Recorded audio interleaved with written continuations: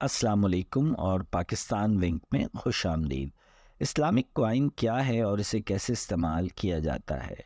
کہا جا رہا ہے کہ اسلامک کوائن ISLM شریعت کے مطابق ڈیجیٹل کرنسی ہے جو 1 سپٹمبر 2023 کو جاری کی جائے گی۔ اس کوائن کے تخلیق کاروں کا مقصد اسلامی مالیات میں انقلاب برپا کرنا ہے۔ ہم اس ویڈیو میں اس نئی کرپٹو کرنسی کو کن چیزوں کے لیے استعمال کیا جا سکے گا، اسے مستقبل میں کن رکاوٹوں کا سامنا کرنا پڑ سکتا ہے، اس کی رسائی کے بارے میں، اور کیا یہ دنیا کے 2 بلین مسلمانوں کے لیے ایسی کرپٹو کرنسی بن سکتی ہے جسے قبول کیا جائے کے بارے میں جانیں گے۔ جولائی 2023 تک اسلامی کوائن نے 400 ملین امریکی ڈالر کی فنڈنگ کی ہے۔ اگرچہ یہ بہت بڑی سرمایہ کاری کامیابی کی ضمانت نہیں، لیکن اسے نمایاں کرپٹو کرنسی کی صف میں ضرور کھڑا کر دیتی ہے۔ اسلامی سکے یا اسلامک کوائن ISLM کا تعارف۔ کوائن مارکیٹ کیپ کے مطابق دنیا میں تقریباً 22,932 کرپٹو کرنسیز ہیں، لیکن ان میں سے بہت سی مردہ یا غیر مؤثر ہیں۔ فعال کرپٹو کرنسیز کی تعداد صرف 8,000 تک ہے۔ اسلامک کوائن نئی کرپٹو کے طور پر اس گیم میں تھوڑی دیر سے داخل ہوا ہے، لیکن اس کا منفرد سیلنگ پوائنٹ یہ ہے کہ یہ اپنی طرز کی واحد کرپٹو کرنسی ہے، خاص طور پر مسلمانوں کی منفرد اقدار پر پورا اترتے ہوئے اسے تیار کیا گیا ہے۔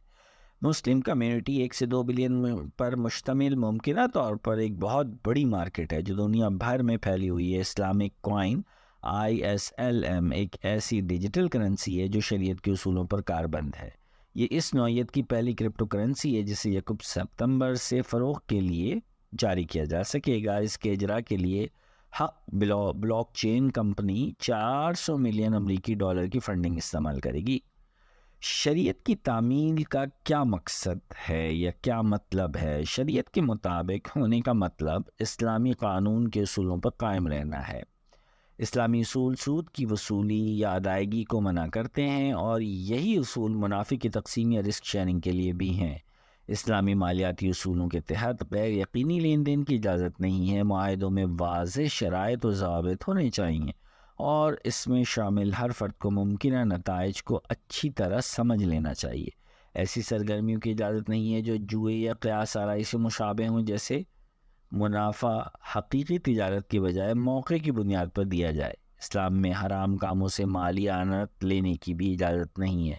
شراب، جوا، سور کا گوشت اور غیر اخلاقی کاروبار کو سماجی ذمہ داری، معاشرے اور ماحول کی بہتری کے لیے کاوشیں کرنی ہوں گی۔ لین دین کو ٹھوس اور اساسوں کی بنیاد پر کرنا ہوگا۔ ضرورت سے زیادہ رسک لینے کی حوصلہ شکنی کی جائے گی۔ منافع کا 1% خیراتی یا چیریٹی کاموں میں صرف ہونا چاہیے۔ شریعت کے مطابق فائنانس ایک متبادل مالیاتی نظام ہے جس میں مالیاتی خدمات ایک حد کے اندر رہ کر اسلامی اصولوں کے تابع رہتی ہیں۔ یہی وہ اصول ہیں جن پر چل کر اسلامک کوائن جیسی کرپٹو کرنسی فروغ کی جائے گی۔ یہ ایک طاقتور نظریہ تو ہو سکتا ہے، لیکن عملی طور پر کیا یہ قابل عمل ہے؟ حالیہ دنوں میں مشرق وسطیٰ کے کچھ حصوں، خصوصاً ایران جیسے ممالک میں، لوگوں کا خاص طور پر نوجوان نسل کا ناطہ اسلام سے کم ہو رہا ہے۔ تو کیا اس کوائن کو مقبول بنانے کے لیے شریعت کے مطابق ہونا کافی ہوگا؟ فتویٰ کیا ہے؟ حال ہی میں شیخ ڈاکٹر نظام محمد صالح یعقوبی نے اسلامی کوائن کی سرگرمیوں کی منظوری کے لیے فتویٰ دیا تھا۔ اسلامک کوائن اسلامی مالیاتی پروڈکٹس کے لیے خربوں ڈالر کے دربان کے طور پر جانا جاتا ہے۔ فتویٰ اسلامی اتھارٹی کی طرف سے ایک رائے ہے جو بتاتی ہے کہ کوئی بھی شے یا کسی بھی معاملے میں شرعی اصولوں کی پیروی کی جا رہی ہے یا نہیں۔ اسلامک کوائن کا دعویٰ ہے کہ اس نے فتوے کے ذریعے قبولیت حاصل کی ہے اور اسلامی مالیات میں انقلاب لانے کے لیے تیار ہے۔ اب سوال یہ ہے کہ اسلامک کوائن کے پیچھے بڑے نام کون سے ہیں؟ اسلامک کوائن کے پیچھے کئی بڑے نام ہیں۔ ان میں سے سب سے پہلے کمپیوٹر انجینئر محمد الکاف کا نام آتا ہے، جو ISLM کے شریک بانی ہیں، اور اس پروجیکٹ میں شامل ایک اور نمایاں شخصیت شیخ ڈاکٹر نظام محمد صالح یعقوبی کی ہے، جو 4.2 ٹریلین امریکی ڈالر کی اسلامی مالیاتی مارکیٹ کے ماہر ہیں۔ حسین محمد المیزہ دبئی اسلامک بینک سے وابستہ ایک اسلامی بینکر ہیں اور اس کوائن کے لیے مشاورت فراہم کر رہے ہیں۔ اس کوائن کے بورڈ میں پیٹر آفٹی بھی شامل ہیں، جو ابوظہبی انویسٹمنٹ اتھارٹی میں فنڈ مینیجر ہیں۔ اس کے علاوہ دبئی کے حکمران خاندان سے تعلق رکھنے والی شہزادی شیخہ مریم سہیل، عبید سہیل المکتوم اور دیگر بھی اس پروجیکٹ کے بورڈ میں موجود ہیں۔ خیرات و عطیات یا چیریٹی۔ فرید کا کہنا ہے کہ اس کوائن کی ایک اور مثبت خوبی یہ ہے کہ جب بھی اس سکے کو منٹڈ کیا جاتا ہے تو اس کی قیمت کا 10% ذخیرہ ہو جاتا ہے، جسے خیرات اور مسلم کمیونٹی کے فائدے کے لیے استعمال کیا جا سکے گا۔ اگر صرف 3 سے 4% مسلمان جو کرپٹو کرنسی میں تجارت کرتے ہیں اسلامک کوائن کے نیٹ ورک میں شامل ہو جائیں تو یہ کوائن بٹ کوائن جیسا بن سکتا ہے۔ اگر ایسا ہوتا ہے تو اس کی مالیت $1 ٹریلین تک پہنچ جائے گی اور اس کے سبب $100 بلین مسلم کمیونٹی کے لیے خیراتی کاموں میں استعمال کیے جا سکیں گے۔ فرید کے خیال میں مسلم کمیونٹی کو کرپٹو اور خاص طور پر اسلامک کوائن کو اپنانا چاہیے۔ اس بارے میں بات کرتے ہوئے انہوں نے کہا کہ ہمیں کرپٹو کرنسیز کے بارے میں تحقیق کرتے رہنا چاہیے تاکہ ہم باقی دنیا سے پیچھے نہ رہ جائیں۔ ہم مسلمانوں کو کرپٹو ورلڈ کو سمجھنا چاہیے اور اپنی کمیونٹی کے لیے اس سے فائدہ اٹھانا چاہیے۔ بٹ کوائن کے ضمن میں مارکیٹ کیپ کے لحاظ سے سب سے زیادہ مقبول کرپٹو کرنسی بٹ کوائن ہے۔ بٹ کوائن کو زیادہ وسیع پیمانے پر اپنایا گیا ہے اور اسے حقیقی دنیا میں خرچ کیا جا سکتا ہے۔ تو یہاں سوال یہ ہے کہ مسلمان اسلامک کوائن کو کیوں اپنائیں گے جبکہ وہ صرف بٹ کوائن استعمال کر سکتے ہیں؟ اسے اپنانے کا ایک عنصر یہ ہو سکتا ہے کہ متعدد مسلم حکام نے بٹ کوائن کو حرام قرار دے دیا ہے۔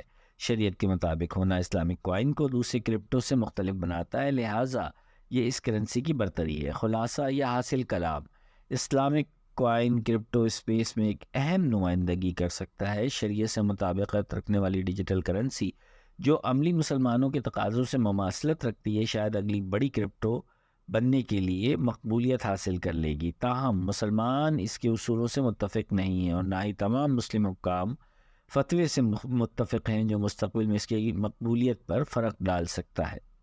اسلامک کوائن کے شریک بانی محمد الکاف نے ایک بیان میں کہا کہ ہمیں شریعت کے مطابق ناقابل تغیر خود مختار مالیاتی نظام کی تعمیر اور فراہمی پر فخر ہے جو مسلم کمیونٹی کی خدمت کرتا ہے۔